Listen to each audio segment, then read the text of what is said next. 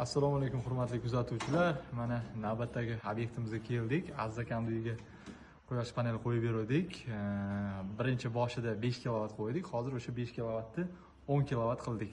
Aziz aka, qanday ekan 5 kilovat mana quyosh panelini ishlatdingiz? Va foydasini ko'rdingizmi, sezdingizmi? Qanday bo'ldi? Endi buni sizlarga qanday tushuntirsam, bu to'g'risini aytsam, bu boshida bu narsaga qiziqmagandik, bilmagandik. Endi odamlar har xil gaplar bilan, masalan, o'zim ham shunaqa tushuncha bo'lgan menda.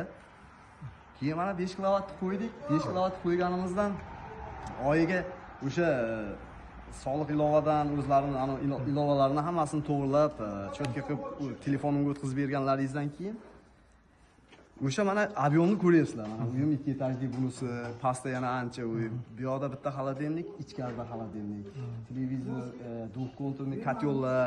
Mana shu uyni o'ziga masalan o'sha oyiga 1 millionga yaqin rasxodlar qiladi. Bir oyda 1 million xarajat bor. Shu xarajatim bor edi, o'sha kommunal to'lovlar to'lab turardim. 5 kilovat qo'yganimizdan keyin o'sha 5 kilovatimiz mana shunday. Daji yana 70 ming, 80 ming, 100 minggacha ortib ham qolayotgan ekan. Dedimda kecha kunda o'shani qani plastikni o'tkazsam bo'ladimikan deb turib, plastikni o'tkazsam 260 ming boya ko'rsatdim sizga. O'sha narsa shunday o'tdi. Dedimda kecha yangi ham qoldi. Ortiqcha ham qoldi. To'xtab turdim. Keyin sizga aloqaga chiqqanim, aka, endi yana bir 5 kilovat qo'ymasak bo'lmaydi. Bu narsa bunday ekan-ku. Bizlar endi bilmay yurgan ekanmiz. Shu paytgacha qiziqib, endi xudo xolasa mana 5 kilovatni ham mana bolalar ustanovka qilishyapti. Qanday bolalar ishi sifati yoqdimi? Sifatiga gap bo'lishi mumkin emas. Kecha ham o'zim telefon qilib alohida sizga rahmat aytdim.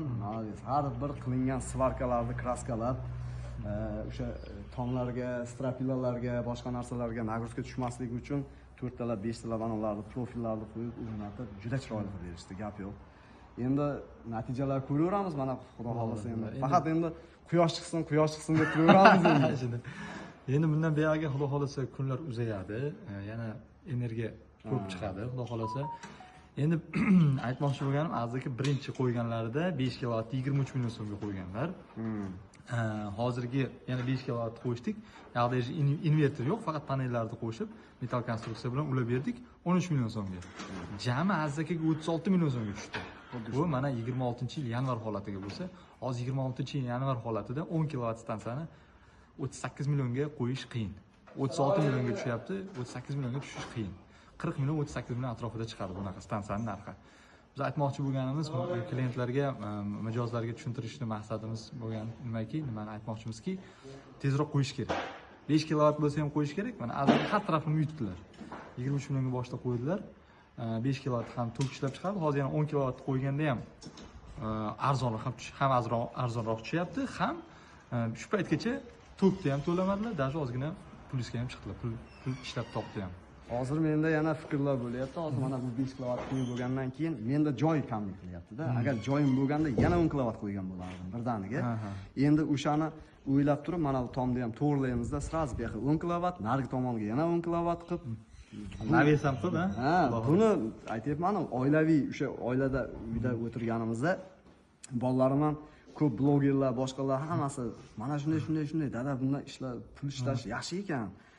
Davlatga sotar ekansiz, u bu deb hamma mana shu oilamdagilar bilishdi-da u narsani, o'sha daromadligisini, boshqasini. Endi hozir mana bu 5 kilovat qo'yganimdan ortib qolgan pulni gazni pulini to'lasam, o'shanda menga qo'yilgan svet bilan gaz men uchun besplatniy bo'ladi. Tekin bo'ladi. To'g'ri, boshida ozroq rasxod qilasiz, boshida sal qiyinchilik bo'ladi, lekin bu yog'iga o'sha bu yog'i ketdi. Masalan, 10 yildir, 15 yil, 20 yildir qanchadir vaqt bo'ladigan bo'lsa, hozir endi gaz bilan svet men uchun tekin bo'ladi. Muammo bo'lmaydi, xudo xolasa. Ko'proq shuni mijozlardan so'rashdi. Biz o'zi klientlarga, mijozlarga bizga murojaat qilib chiqqanlarga aytamiz. Bizdan so'ramang, mijozlardan o'zidan so'rang. Uyga quyosh panellar qo'ygan odamlardan so'rasangiz, ular sizga aytadi nima qandayligini. Har taraf nima yaxshi, mana Aziz akam aytganlaridek, endi gaz ham xudo xolasa tekinga tushadi. Shunday, xudo xolasa mana Guliston shahar Ulug'obodda turaman. Manzilimda agar anavi bo'ladigan bo'lsa, kelgan odamlarga men o'zim telefonimdan, boshqadan tarifda turar ekan hamma narsa. O'shani har kunligi qancha ishlangan, qancha summa ishlangan, nima bo'lganligini hammasini batafsil tushuntiraman. Agar kimdir uyimdan kelib turib quyosh panel qanday deydigan bo'lsa, bu narsani juda chiroyli qilib tushuntirib bera olaman. Xudo xolasa. Mana uyim eshigim ochiq.